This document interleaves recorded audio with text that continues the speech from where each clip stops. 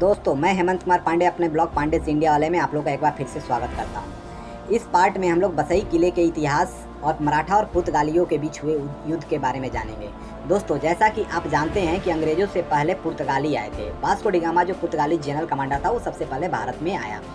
आप जानते हैं कि चाहे फ्रांसीसी हो, डच हो या अंग्रेज हो, सबसे पहले उन लोगों ने समुद्र तट के किनारे अपनी जो बेस या किला है वो उन्होंने व्यापारी कोठियाँ बनाई। वो इसलिए संभव हो सका क्योंकि जो मुगल सेना थी या मराठे थे, जो भारत की सेना थी, उनकी जो नेवी थी वो उतनी मजबूत नहीं थी, उनके जहाज़ें उतनी मजबूत नहीं थे। तो चलिए आपको बसई का बाकी किला घुमाता हूँ मैं और दिखाता हूँ कि बसई का किला कैसा है। आप ये जो पार्ट देख रहे हैं ये सैनिकों के रहने के लिए जो किले के प्राचीर पे यानी आउटसाइड पे ये रूम हुआ करता था। ये जो दीवार आउटसाइड है यानी इसका मतलब है कि सामने जो आप देख रहे हैं ये सब खाली मैदान है।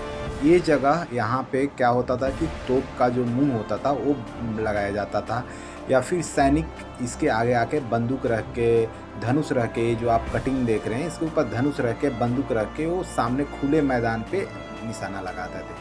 पहले ये सब जो मैदान था एकदम खुला होता था, उतनी जंगल नहीं थी। अभी हाल फिलहाल जंगल हुई, एक्चुअली पूरा किला ही जंगल से घिर गया था। लेकिन बाद में 1947 के बाद में जब भारतीय पुरातत्व विभाग इसकी सफाई करने लगा तब इसके रख रखाव पर उन लोगों ने ध्यान देना चालू किया। पहले सामने खुले मैदान होते थे, ज़्यादा से ज़्यादा खजूर का पेड़ होता था। कोंकण साइड में आप जैसे जैसे जाएंगे आपको ज़्यादा से ज़्यादा खजूर का पेड़ मिलेगा, ताड़ का पेड़ मिलेगा, नारियल का पेड़ मिलेगा। और कोंकणी लोगों के खाने में तो स्पेशली नारियल का यूज़ होता ही होता है, खजूर का यूज़ उन लोग करते ही करते हैं। अभी आप देखेंगे यहाँ के एक एक ब्लॉक को देखिए आप, पत्थर कितनी मेहनत लगी होगी यहाँ पे बनाने के लिए। ये किले का मेन गेट है, प्राचीर गेट है, जहाँ से ये लोग यहाँ से ये मुंबई के साइड में निकलता था, यानी जो नाला सोपारा भाईंदर है वो साइड में ये रूट से निकाले जाते थे। ये जो ऊपर की आप प्लस्तर देख रहे हैं, बाद में भारत सरकार ने इसके नव निर्माण के लिए मतलब संरक्षण के लिए इसके ऊपर में इन लोगों ने लगाया। एक्चुअली ऊपर में तो इन लोगों ने सीमेंट से करके रखा है। ये जो केबिन आप देख रहे हैं ये आर्मी के ऑफिसर्स के लिए बनाया गया था। ये किला वास्तव में कोई राजा महाराजाओं का रहने वाली जगह नहीं थी। भले उनके प्रतिनिधित्व ने यहाँ पे शासन किया, वो उनके सैन्य कमांडर यहाँ पे रहते थे। जैसे मराठाओं ने यहाँ पे शासन किया, मराठाओं की इसमें बहुत सारी आर्किटेक्ट भी है। एक मंदिर भी है जगदेश्वरी मंदिर, वो भी मराठाओं के द्वारा ही बनाया गया था। ये किला वास्तव में एक नेवल बेस के जैसा ही यूज़ किया जाता था, क्योंकि ये किला समुद्र के किनारे व्यवस्थित है और यहाँ से समुद्र के गतिविधियों पर नज़र रखना सैनिकों को बहुत आसान होता था। आप पुर्तगालियों के जितने किले देखेंगे वो सारे के सारे ज़्यादा से ज़्यादा समुद्र के किनारे जो शहर बसे हुए हैं वहीं पे आपको मिलेगा। अभी तो इस किले की देखभाल उतनी अच्छी ढंग से नहीं हो रही है, सरकार को और अच्छे ढंग से देनी चाहिए, वैसे दे भी रही है, क्योंकि पहले से ज़्यादा इसमें साफ़ सफाई दिखाई दे रही है और पहले से ज़्यादा रख रखाव भी जो किले का है वो थोड़ा अच्छा मेंटेन में दिख रहा है। लेकिन और भी ज़्यादा इसको देनी चाहिए। भले ही थोड़ा टिकट का दाम बढ़ाए, टिकट लगाए, लेकिन टिकट बढ़ाएंगे तभी तो फैसिलिटी देंगे, इसीलिए इस पे और उनको ध्यान देनी चाहिए। आपको इस किले में मुगलिया आर्किटेक्चर, फिर से पुर्तगालीज, हिंदू आर्किटेक्चर, तीनों को मिश्रित रूप से आपको देखने को मिलेगा। इस किले में सारी संरचना यहाँ की इतनी ज़बरदस्त ढंग से बनी हुई है कि आप देखेंगे तो देखते रह जाएंगे। ध्यान से देखिए इस गड्ढे नुमा एक सुराख को, यहाँ पे सैनिक मसाल लगा के ड्यूटी करते थे। अभी भी ये कितनी अच्छी ढंग से यहाँ पे लगी हुई है। मैं इसको थोड़ा सा आप लोगों को थोड़ा नज़दीक से दिखा रहा हूँ, जूम करके दिखाऊंगा। आप यहाँ पे देखेंगे कि इसका जो बनावट है उस समय कितनी मतलब कि मजबूत ढंग से बनाई गई थी। आप ये देखिए इसकी अभी तक पूरा इसके ऊपर की जो नक्काशी है ये भी अभी तक दिखाई दे रही है। उन लोगों ने कितनी अच्छे ढंग से काम किया है कि अभी तक 500 साल हो गए, 500 साल के बाद भी ये अभी भी सही सलामत है। आप लोगों को बता दूं कि ये किला कोई 1000 साल 1500 साल पुराना नहीं है, ज़्यादा पुराना नहीं है, 500 साल ही पुराना है, क्योंकि ये 1522-25 के करीब में ये बना हुआ है किला। उस हिसाब से आपको मालूम चल जाएगा। ये कुआँ जो जिसे लोग जादुई टोना का कुआँ भी कहते हैं, यहाँ पे रात को अभी के समय में जो असामाजिक तत्व है कुछ जादू टोना भी करते हैं। और पहले भी यहाँ पे जादू टोना ही होता था। लोग बोलते हैं कि पुर्तगाली लोग मार के इसमें लोगों को फेंक देते थे, ऐसा यहाँ के लोगों का कहना है। ये रात में आप आएंगे तो इस कुएं के पास आपको भयानक भयानक आवाज़ सुनाई देगी। हमें तो यकीन नहीं है भूत प्रेत पे, लेकिन ऐसा लोगों का यहाँ का किंवदंती है कि हाँ यहाँ पे भूत प्रेत है, क्योंकि जादू टोना होता है। दोस्तों ये पार्ट जो आप देख रहे हैं ये कभी पुर्तगालियों का हॉस्पिटल हुआ करता था। यहाँ पे जो उनके लोग थे, क्योंकि किले में तो कम से कम 4 से 5 हज़ार लोग रहते थे, 5 हज़ार से ज़्यादा ही रहते थे, क्योंकि 5 हज़ार तो सैनिक ही थे यहाँ पे, बंदूकों से लैस। उसके अलावा हाथी घोड़े जो भी उनके लोग थे वो लोग थे, तो उनके इलाज के लिए पूरी हॉस्पिटल होती थी इसके अंदर। यहाँ पे उनके जो चिकित्सक होते थे वो उनके घायलों का इलाज करते थे। कहा जाता है कि जब चिम्माजी अप्पा यानी मराठा सरदारों और पुर्तगालियों में युद्ध हुआ था तो कम से कम 10,000 लोग मारे गए थे दोनों साइड से। लाशें बिछ गई थी इस किले को जीतने के लिए।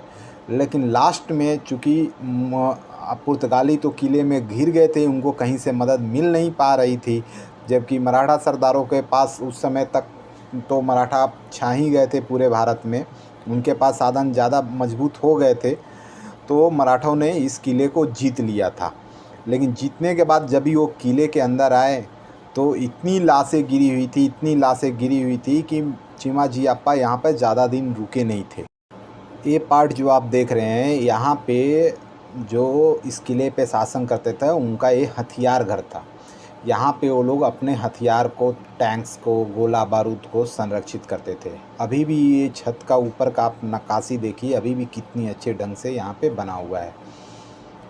पूरा जो इनका पूरे किले का अभी ऐसे बहुत सारे पार्ट है जो उस समय की कलाकृति अभी भी एकदम ढंग से अभी बनी हुई है। ये जो इनकी खिड़की देख रहे हैं इस पे कभी बोलते हैं कि ये शीशा ग्लास लगा हुआ रहता था, जो पुर्तगीज़ ढंग से, पुर्तगीज़ स्टाइल में जो घर होते हैं ना, आप फिल्मों में देखे होंगे, उस ढंग से यहाँ पे बनाया गया था इस पूरे किले को।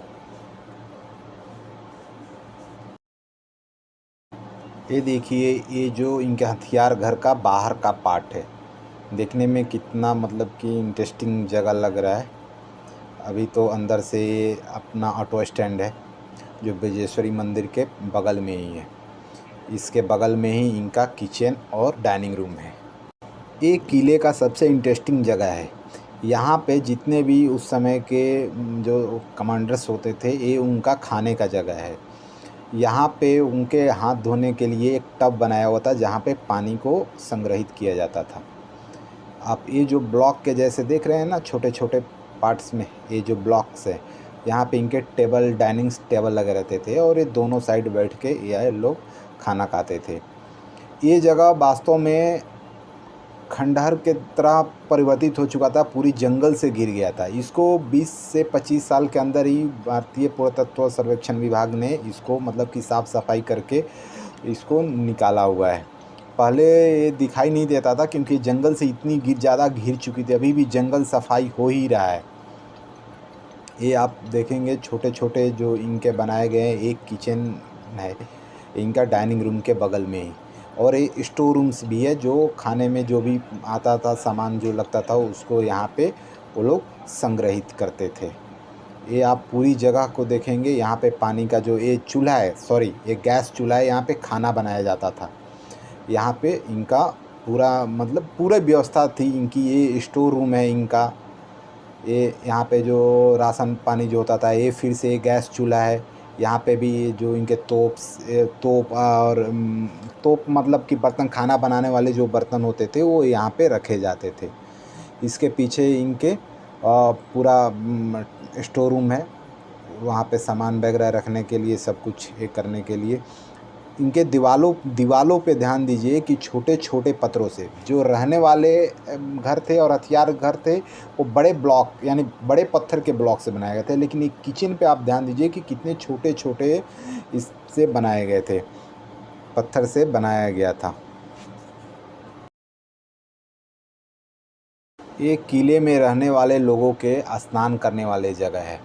एक्चुअली ये लेडीज़ लोगों के रहने वाली जगह है, लेडीज़ लोगों के स्नान करने वाली जगह है, जिसको हमाम घर भी बोला जाता है। उस समय के जो उनके फैमिली होते थे, हर एक स्नान घर में आप देखेंगे छोटे छोटे रेक्स भी बने हुए हैं। शायद यहाँ पे मसाल यूज़ करते होंगे या फिर नहाने के जो सामान यूज़ करना होता था वो करते होंगे। ये साइड में पूरे जंगल फैला हुआ है। ये जो पूरी संरचना है ये पूरी जंगल से घिरी हुई थी।